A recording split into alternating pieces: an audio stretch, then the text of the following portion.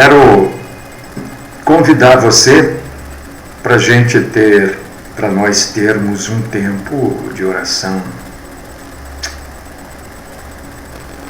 Tá difícil, né, meus irmãos? Tá muito difícil. Mas é assim. Não tem outro jeito, não. Tá difícil também porque as pessoas precisam ficar em casa. E aí, há muito tempo já, né? Em casa, às vezes acaba surgindo desavenças, discussões, né? É assim. A gente tem que ir se adaptando, se ajeitando. É assim mesmo. É difícil, como eu já abri dizendo, tá difícil. Mas não tem outro jeito. Vamos seguir as regras. As regras são essas. Ficar em casa. Evitar o máximo de contato. Porque o contato traz contágio. E esta doença é terrível. Então vamos ficar em casa. Cansa ficar em casa? Cansa, lógico. As pessoas ficam se esbarrando, não é? Sim, é.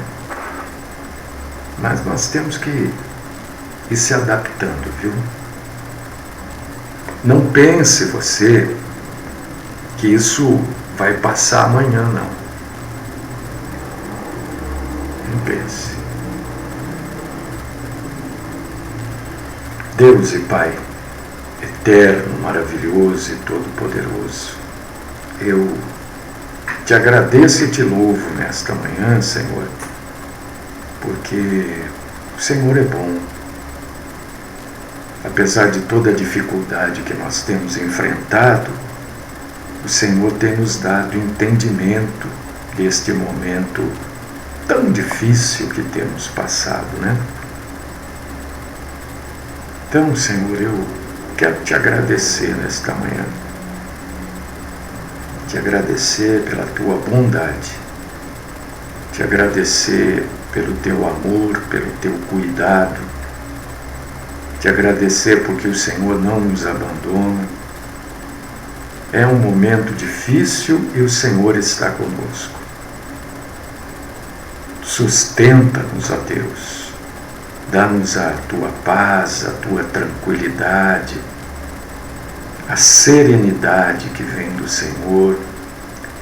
Às vezes a gente faz aquilo que as pessoas não gostam, às vezes as pessoas fazem aquilo que a gente não gosta. Tem pessoas que entendem rápido, tem pessoas que demoram para entender. É assim. Aquieta, Senhor, os nossos corações, aquieta as nossas mentes. Nós somos fracos e precisamos do Senhor, que é a fortaleza, a nossa fortaleza. Fala conosco e livra-nos, ó Deus e Pai, da mentira.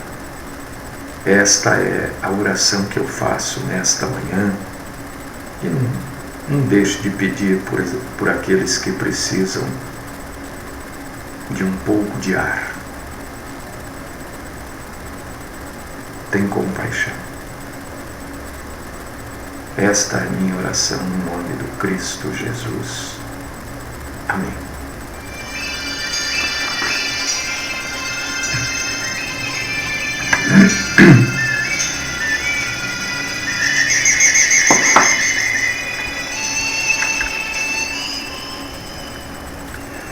Olha, não é fácil também. Não estou reclamando, estou comentando. Com quem que eu vou comentar isso? Tem que comentar com vocês. Sair aqui na rua e vou comentar isso? Tem cabimento. Vou comentar com vocês. Não é fácil também todos os dias ter uma palavra. Não é fácil. Porque a gente tem muita dificuldade no dia a dia, né? E às vezes a gente está falando daquilo que a gente está passando.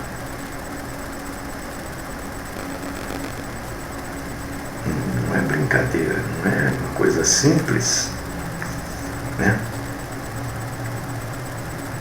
Todo dia ter uma nova exposição da Bíblia. Não é uma reclamação, é só um comentário. Vamos abrir a Bíblia aí? Efésios, capítulo 4, versículo 28. Efésios 4, 28. Antes de ler, eu quero deixar aqui uma pergunta para você. Tá vendo por que a gente fala assim? Olha, o arrebatamento, né? Muita gente vai ficar, não é? Eu não falo isso sempre. Quem acompanha ouve isso. Pensa que é todo mundo que vai ser arrebatado? Não, muita gente vai ficar. Porque, na verdade, a maioria de nós é crente, é cristão por conveniência, né?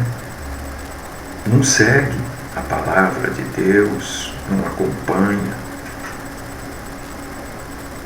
não luta pelo menos, quer dizer, não é lutar pela salvação, a salvação é de graça. Agora, os salvos,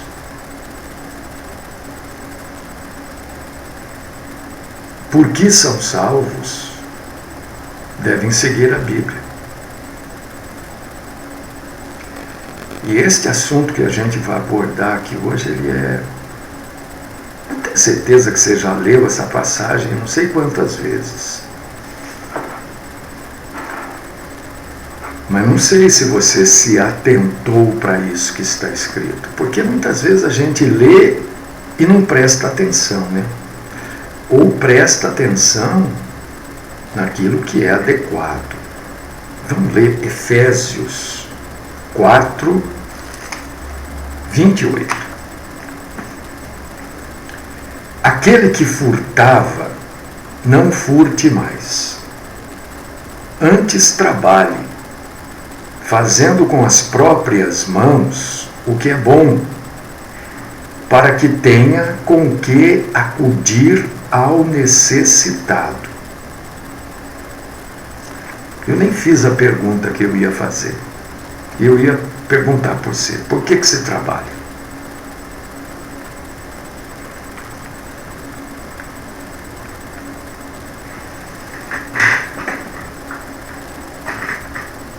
Por que você trabalha?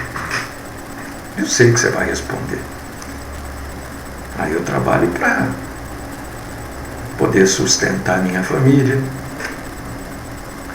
trabalho para poder comprar as coisas que eu necessito, trabalho para ter um conforto, trabalho para poder comprar uma casa, para comprar um carro. Por isso que eu trabalho. Não é? Ou é diferente? Mas não é isso que a Bíblia ensina.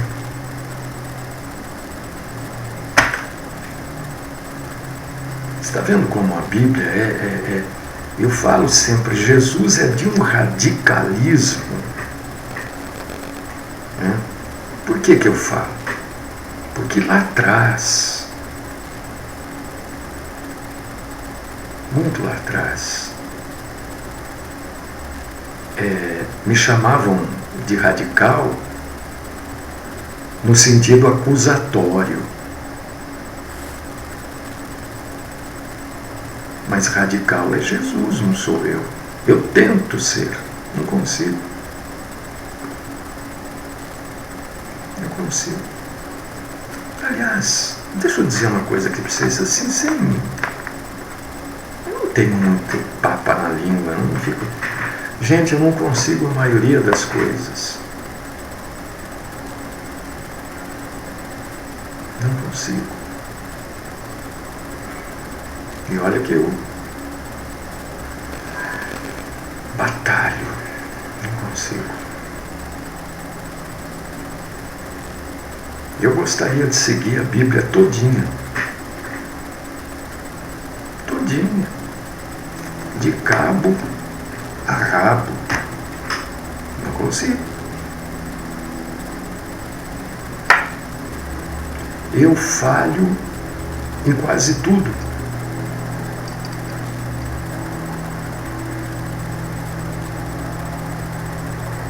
Se você não falha, você pode me ajudar a não falhar tanto então. Porque eu falho.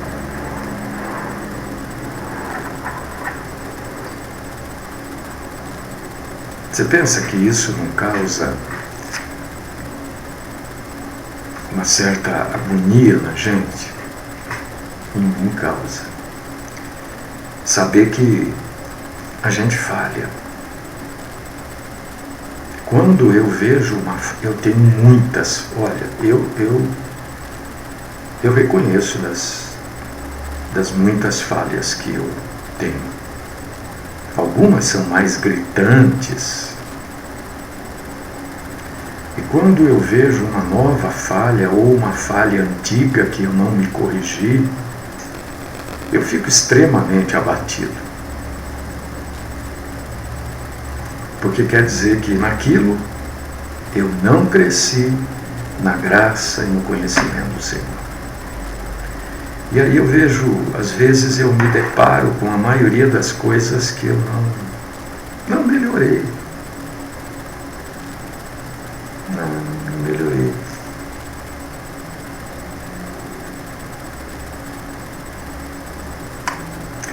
Paulo aqui, quando ele diz assim, aquele que roubava, né? Aquele que furtava, não furte mais.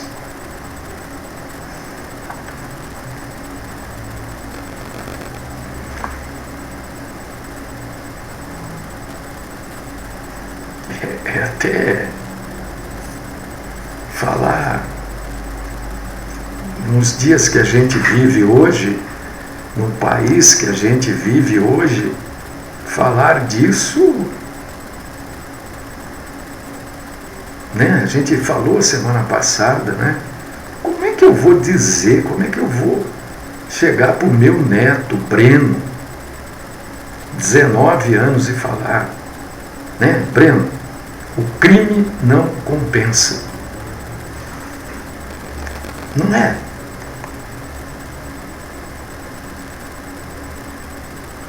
É claro que ele sabe que não compensa.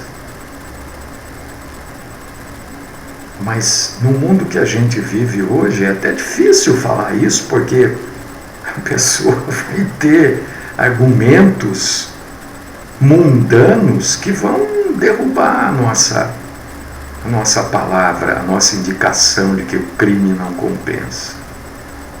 Não compensa mesmo. Mas nesse mundo doido que a gente está vivendo, nós temos uma impressão, principalmente aqui no Brasil, de que o crime compensa. De que isso que Paulo falou é uma coisa ultrapassada, é uma coisa velha. Paulo falou, aquele que rouba, aquele que furta, não furte mais, trabalhe.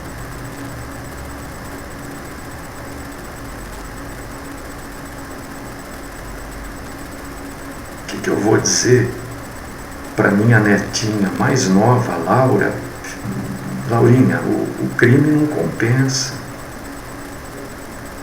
Né? Ontem ela veio falar para mim da quarentena. Ela ouve as coisas. Como é que eu vou? Sabe, eu tenho até medo que eles me coloquem na parede. O crime não compensa. Tem o Bruno, tem a Sabrina, que já são os maiores. O Breno, o Bruno e a Sabrina, que são os maiores, né? 13, 15, 19.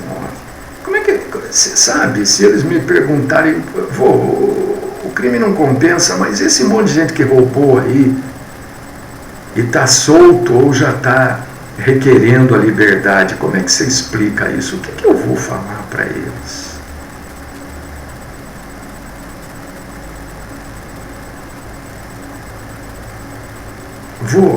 Esse monte de político, esse monte de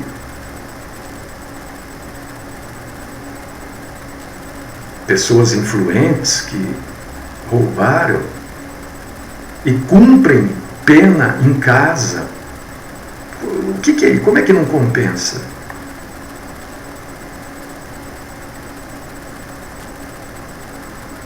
O que eu vou falar para eles? Se eles me perguntarem assim, por que uma pessoa que tem um cargo político não pode ir preso, a não ser que os outros políticos, que são os seus pares, decidam que eles podem ir presos? Eles não são iguais a gente? O que eu vou responder para eles? Você tem plano de saúde, Eu vou dizer, não tenho. Mas por que você paga o plano de saúde dos políticos, então, se você não consegue pagar o seu?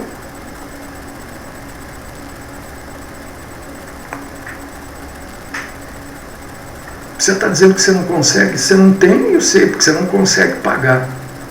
Mas por que você paga o plano dos políticos da sua cidade, do seu estado, da nação? O que eu vou dizer? O que eu vou falar? Não sei o que falar.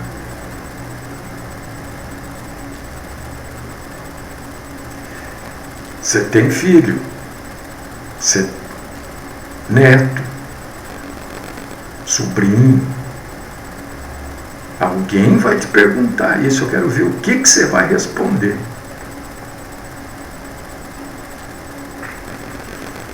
Então, meu irmão, querido Sebastião, mas isso não responde, porque não tem justiça na terra.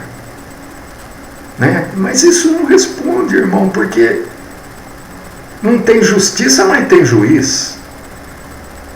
Não tem justiça, mas tem polícia judiciária.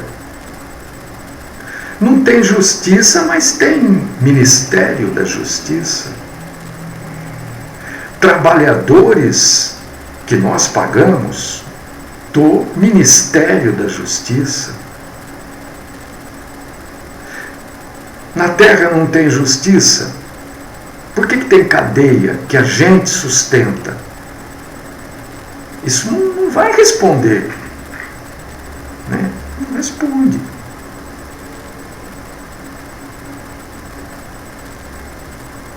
Você está vendo como é difícil todo dia achar uma nova palavra bíblica? Então, irmão, tudo bem, eu concordo com você, querido Sebastião. Tá certo, concordo com você. Mas como é que, em face de tudo isso, eu vou explicar para os meus netos que o crime não compensa? Porque a conversa inicial foi essa. Paulo dizendo, olha, quem rouba, quem furta, não furte mais, antes trabalhe. É isso que Paulo está dizendo. Quer dizer,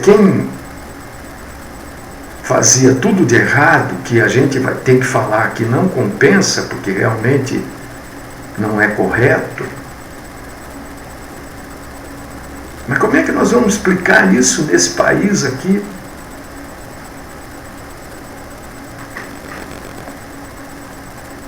Não, nós temos que explicar isso.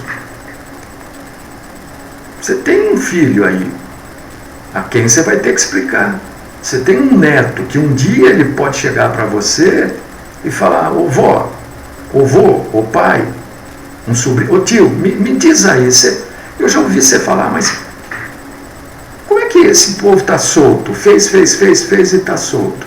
E a Bíblia diz que a gente não pode furtar. Eles furtarem, não acontece nada para eles.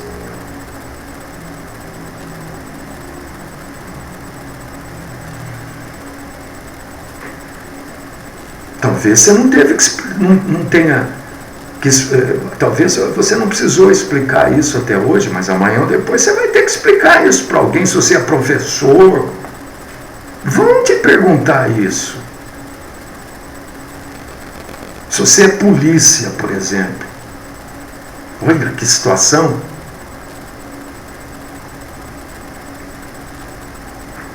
Se você é polícia, ô pai, você é polícia, você prende ladrão, bandido, mas por que tem bandido e ladrão que você não pode prender?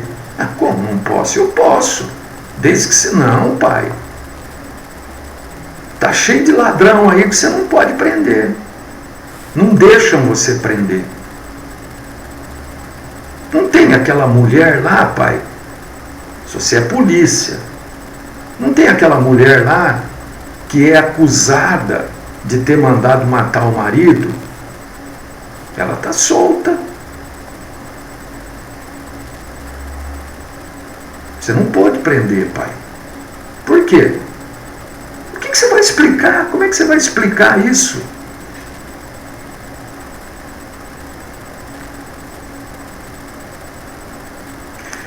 Isso é difícil porque tudo isso junto faz com que as pessoas tropecem. Faz, porque é difícil explicar. Tem coisas que nem tem. Eu não sei, por exemplo, olha, sinceramente, de coração, eu não me considero uma pessoa ignorante. Mas eu não sei explicar por que um deputado que comete um crime ou é acusado de um crime só pode ser levado às barras da justiça se os outros deputados permitirem. Eu não sei como é que eu vou explicar. Mas por quê?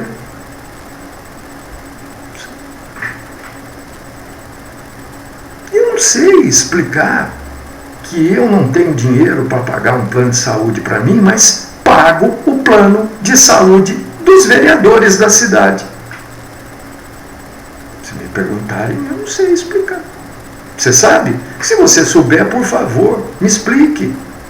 Me explique. Mas não me conte o que eu já sei, me explique. Isso faz com que as pessoas tropecem. Muita gente tropeça por causa disso. Muita gente.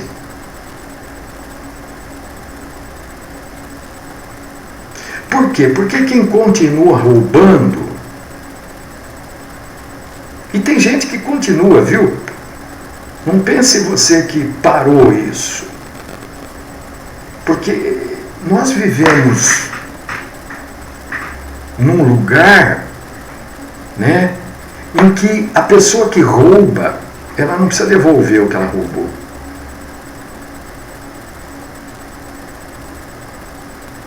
Ela pode até devolver, né? Mas a gente ouve aí que não sei quem devolveu 90 milhões. Eu fico pensando, se o sujeito devolver 90 e não trabalhar e continuar com tudo que ele tem, ele deve ter roubado pelo menos o dobro. Porque o velho homem continua a roubar. Agora Paulo está dizendo assim, olha, o velho homem continua a roubar. O novo homem dá.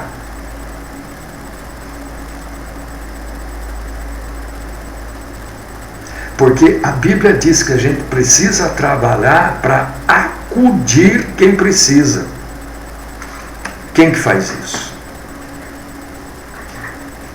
Olha, nós temos aqui, acompanhando ao vivo neste momento, pelo Facebook, não sei quantas pessoas estão no site, no aplicativo e na Rádio Graça e Paz, não sei.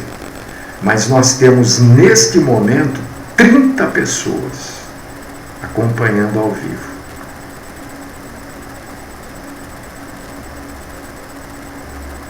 Quem das 30 pode dizer assim, eu trabalho para ajudar, para acudir os necessitados? Quem é que pode dizer? Sinceridade, né? Claro.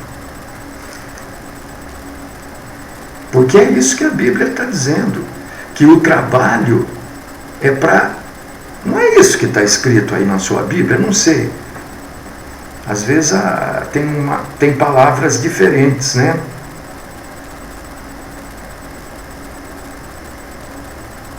Para que tenha com que acudir ao necessitado.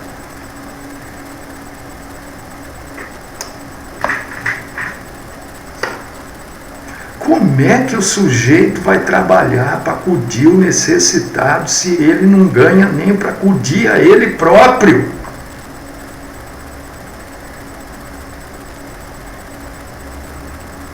São raras as pessoas que ganham o suficiente para se sustentar.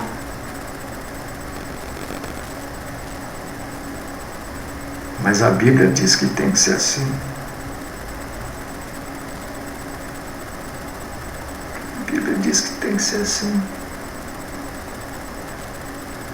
A gente sempre dá um jeitinho, né? Alguém precisa. A gente vai lá, dá um jeito, ajuda. Se a gente tem 2 quilos de arroz em casa, a gente dá 1 quilo, ou às vezes dá até os 2. A gente faz isso. É natural, é assim. É assim.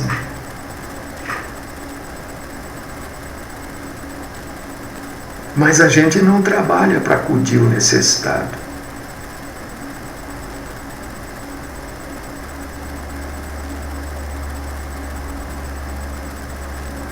E Paulo traz uma exortação, Paulo traz um conselho, porque exortar não é chamar atenção, como a maioria diz, né? Lá atrás falava, o pastor Mário só exorta. Eu tinha hora que eu ficava quieto, porque eu falava, não sabem nada, não sabem nem o que estão falando. Eu vou exortar, quer dizer, aconselhar. Isso que entre aí no dicionário aí. Raramente exortar é dar uma reprimenda, a não ser que a frase seja desta forma, o contexto diga isso. Mas exortar é aconselhar. Então Paulo está exortando, aconselhando aquele que furtava. Ele diz, não furte mais.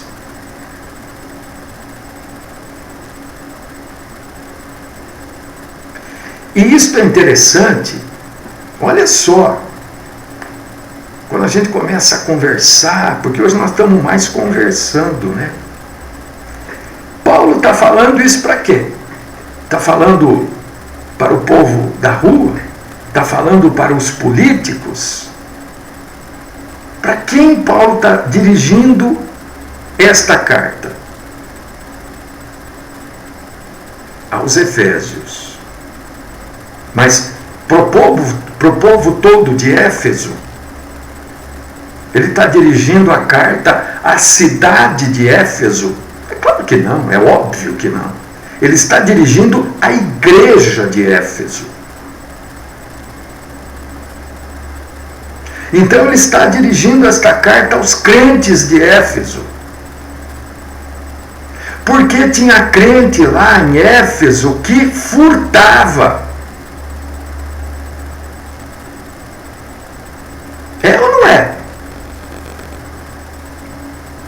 Ele está exortando, aconselhando a você aí, que furtava, não furte mais. Então aquela coisa de que o cristão é perfeito e nunca peca é errada. O cristão peca sim, porque senão essa carta não precisava existir. Efésios 4, 28 não precisava existir, porque ele está falando isso para crente. Ou não? Se você entender que não é para crente, por favor, me explique. Você tem todo o direito de entender o contrário, mas me explique o contrário. Porque, no meu ver, esta carta é para a igreja de Éfeso, para os efésios da igreja. Então tinha gente lá que furtava, que roubava. Ele diz, ó, você está fazendo isso, não faça mais. Trabalhe para você ter a quem acudir, para você poder acudir o necessitado. Porque mesmo você e eu, a velha natureza, que pena que a gente vai precisar correr um pouco, a velha natureza, a natureza má, egoísta, ela não deixa de existir. A conversão não deleta o velho homem. Não é que nem pegar aqui no computador, tá aqui, ó, a tecla DO, pegar aí. Não é assim.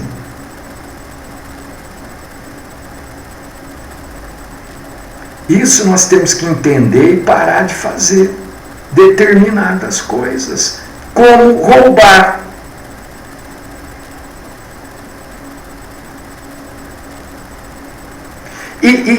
E o furto, é interessante quando a gente começa a falar dessas coisas, né?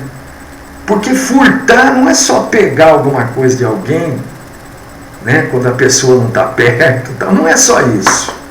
Paulo aqui está estendendo, né, o furto nas diversas formas que ele toma. Desde, olha só, dentro da igreja. Porque ele está falando para cristão. Eu não consigo ver diferente. Se você está vendo, por favor, me explique. O furto aqui vai desde matar para roubar até deixar de pagar dívida.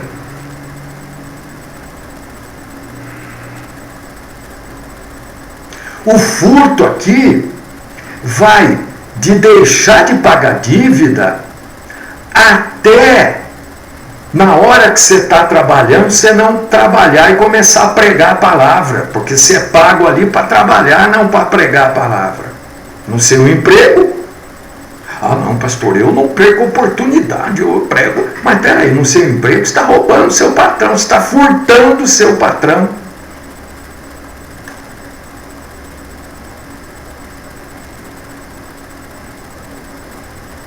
O furto aqui é quando você vai no posto, coloca R$100, também R$100, hoje acho que não sei lá quantos litros, e você pede uma nota de 150.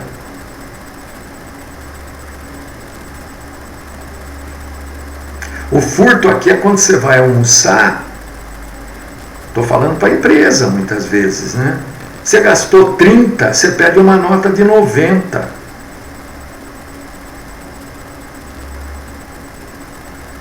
É furto.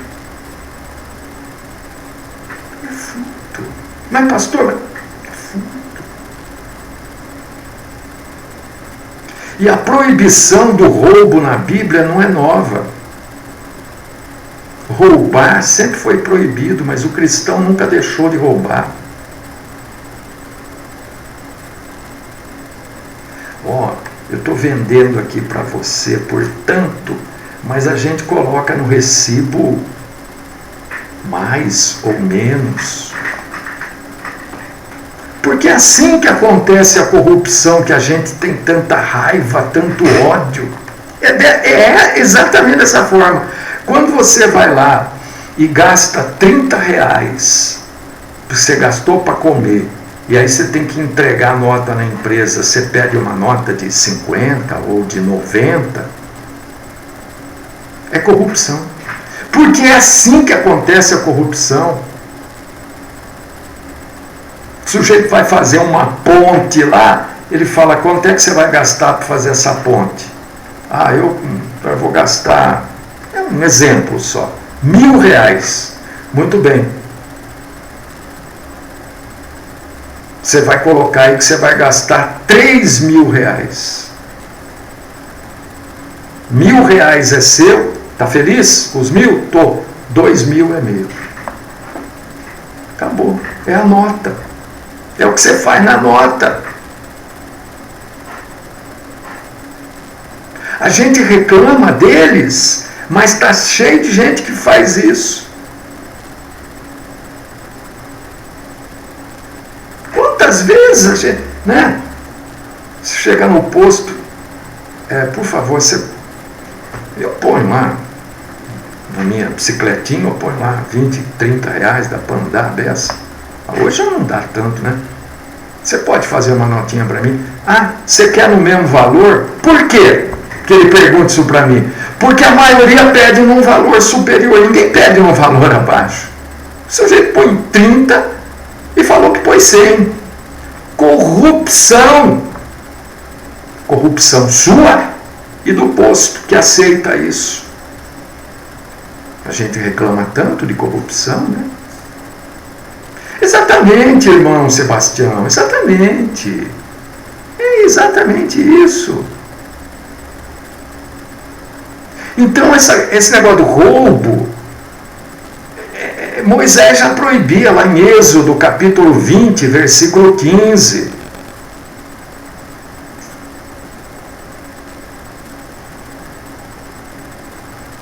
A gente não deve só parar de roubar, mas a gente deve parar também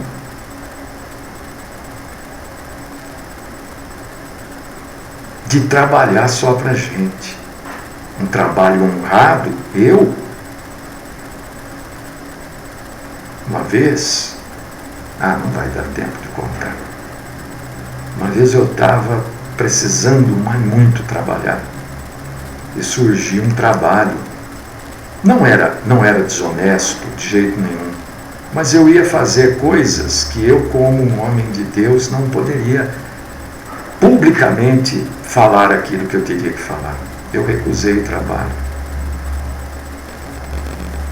Meu Deus, que dureza ter que recusar, mas recusei. A gente trabalha para ajudar também. Aliás, a Bíblia diz que nós devemos trabalhar para acudir os necessitados. São aqueles menos afortunados.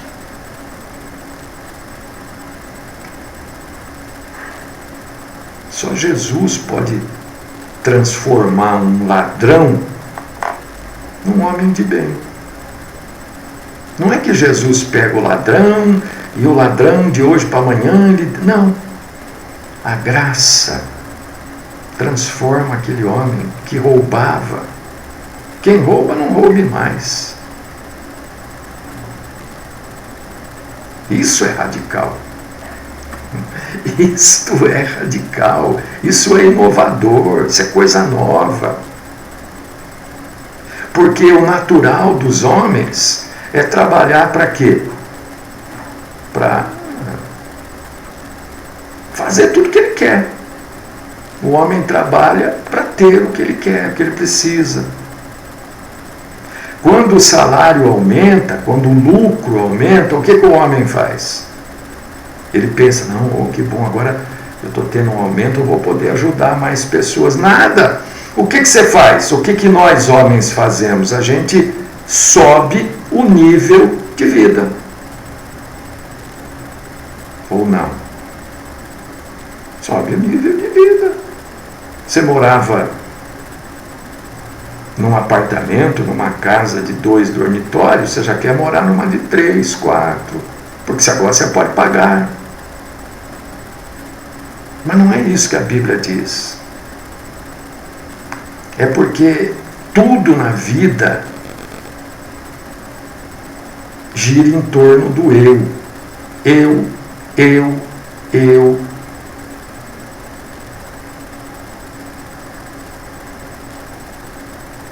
E o nível de vida que o Senhor quer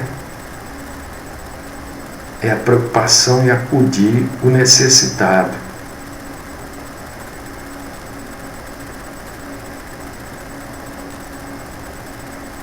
E há muito necessitado, principalmente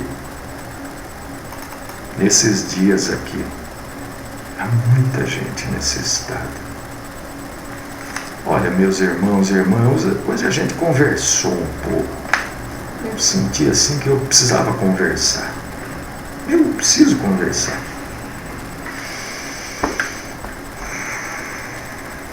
Que Deus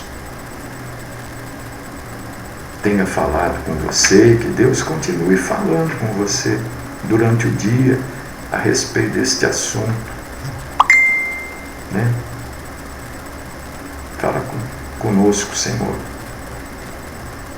Ajuda-nos a entendermos um pouco mais essa coisa de furtar. Quem furtava, não furte mais. Antes trabalhe para ajudar, acudir ao necessitado. Que a gente consiga, nem que for um pouquinho só, deixar o eu de lado. O eu, o egoísmo. Lembra quando eu falo aqui, meu irmão, que às vezes a gente chora porque morreu alguém? Não é de saudade, é por causa do egoísmo que a gente perdeu aquela pessoa. A gente chora pela perda é egoísmo. É como se fosse uma criança que perdeu a bola no meio do mato. Agora não tenho mais bola, não vou mais achar a bola, é a mesma coisa. Faz a gente entender essas coisas, Senhor. Não que não se deva chorar, não é isso. Não que não se deva lamentar, não é isso. Mas não pelo eu, não pelo egoísmo. Dá-nos, Senhor Deus e Pai Todo-Poderoso, um pouco mais de graça do entendimento. Esta é a minha oração, no nome do Cristo Jesus. Amém.